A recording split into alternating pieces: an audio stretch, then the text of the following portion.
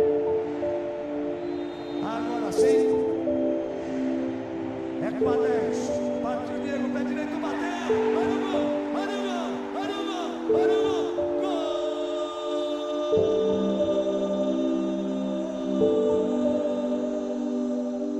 Gol! Diego Ribas da Cunha, mais conhecido como Diego.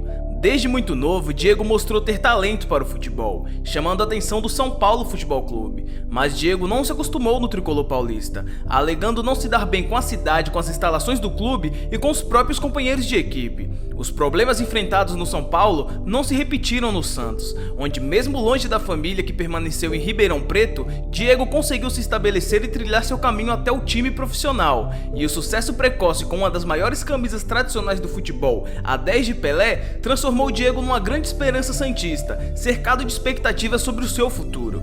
E no início de 2002, com apenas 16 anos, Diego foi integrado ao elenco principal do Santos pelo técnico Celso Roth, permanecendo no time principal mesmo após a saída do treinador. E quando Emerson Leão chega para comandar o Santos, Diego começou a ter ainda mais espaço no time. E entre os jovens promissores, os de maiores destaques eram Diego e seu parceiro Robinho, onde juntos lideraram o Santos rumo à conquista do Campeonato Brasileiro daquela temporada após uma primeira fase muito ruim, incluindo a polêmica do jogo contra o São Paulo, onde Diego comemorou um dos gols pisando no escudo do time mandante. E no ano seguinte, de 2003, o camisa 10 santista teria novos desafios e passaria a sofrer maior cobrança, jogando a Taça Libertadores da América.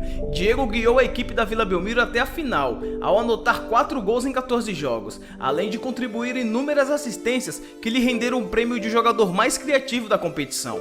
Mas infelizmente o título não veio, e o Santos acabou perdendo aquela final para o Boca Juniors da Argentina. Então em 2004, Diego recebe proposta para jogar em Portugal, no Porto, e já decidido a sair do Brasil, Diego desembarcou no Porto, para ocupar a vaga deixada pelo brasileiro naturalizado português, Deco.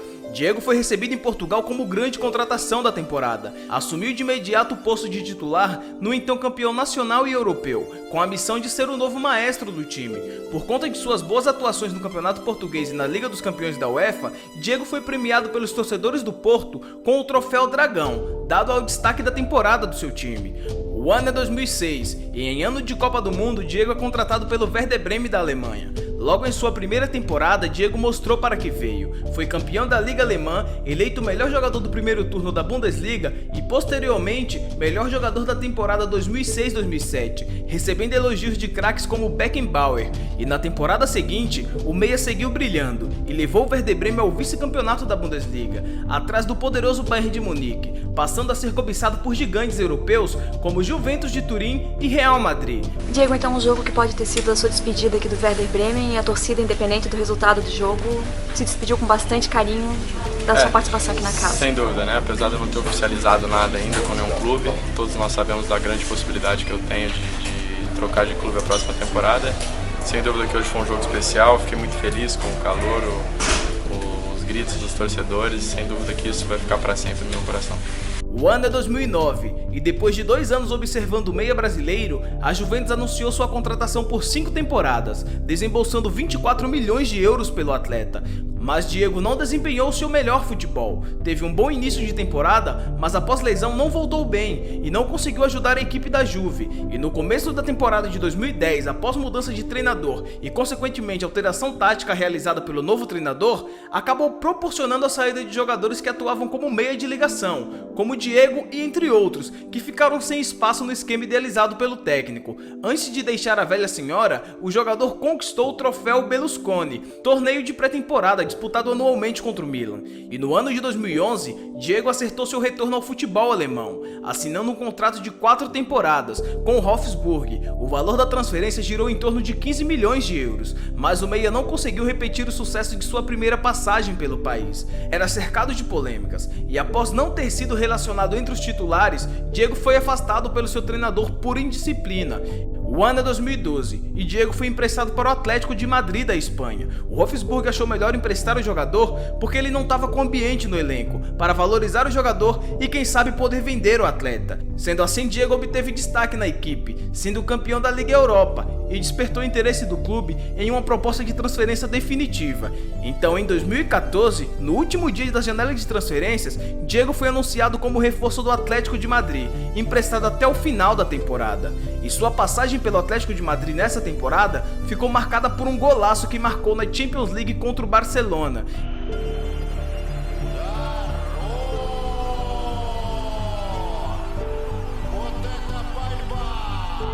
Espera só um pouquinho que você vai ficar por dentro da história desse grande jogador. Mas antes nós vamos te dar uma super dica para você que gosta de testar seus conhecimentos sobre futebol e ainda se divertir. O Sport Manager 365 é um jogo dinâmico, perfeito para você que ama o futebol de todo o coração e que quer viver momentos de emoção e diversão. Aqui você escala o seu time online em poucos minutos e compete com outros jogadores nos principais torneios de futebol do Brasil e do mundo. E ainda pode ganhar prêmios em dinheiro. No game, as estatísticas reais do futebol e o seu conhecimento sobre os jogadores é quem manda em campo. Ou seja, fazendo as melhores escolhas você tem muito mais chances de vencer os torneios. No Sport Manager 365 estão disponíveis 4 tipos de torneio com valores de entradas diferentes, que vão desde 10 centavos a 10 dólares. Então vem escalar o seu time nos melhores campeonatos do mundo. Cadastre-se pelo link na descrição e escale o seu melhor time. O ano é 2014 e Diego fecha com o Fenerbahçe por 3 anos, mas não se adapta ao país. E 2 anos depois, em 2016, Diego opta por rescindir seu contrato com o time turco. E após 12 anos na Europa, Diego retornou ao Brasil e assinou com o gigante Flamengo. 2 dias após o anúncio do acordo com o atleta, as ações realizadas nas redes sociais do Flamengo envolvendo a sua contratação alcançaram mais de 5 milhões de pessoas, passando a ser o recorde de visualização no canal do clube. Acostumado a vestir a camisa 10, Diego não pôde vesti-la no Flamengo, já que o clube usava numeração fixa e a camisa 10 pertencia a Ederson. Assim, Diego optou pela camisa número 35. Diego chegou com uma esperança rubro-negra e liderou o time por diversas temporadas, chegando à final da Copa Sul-Americana e uma final de Copa do Brasil, onde não obteve sucesso. Passou a ser cobrado pela torcida por falar que no Flamengo o torcedor poderia sentir alguns cheirinhos diferentes.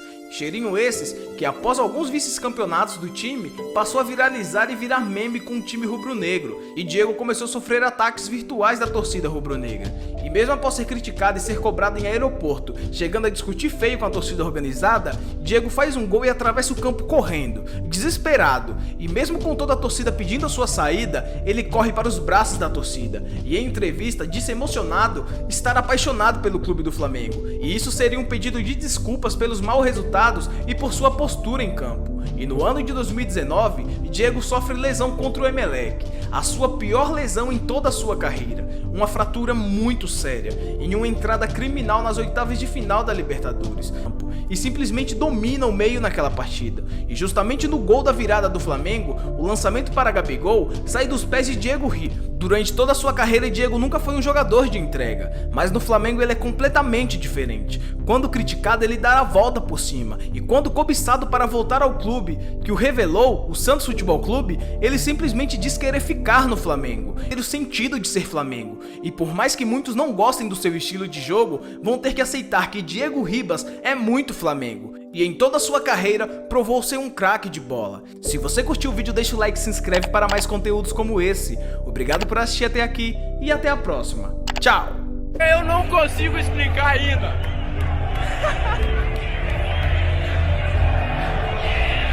Nós conseguimos, nação! Que alegria! Obrigado a todos que acreditaram. Nós chegamos lá e agora é história, meu amigo.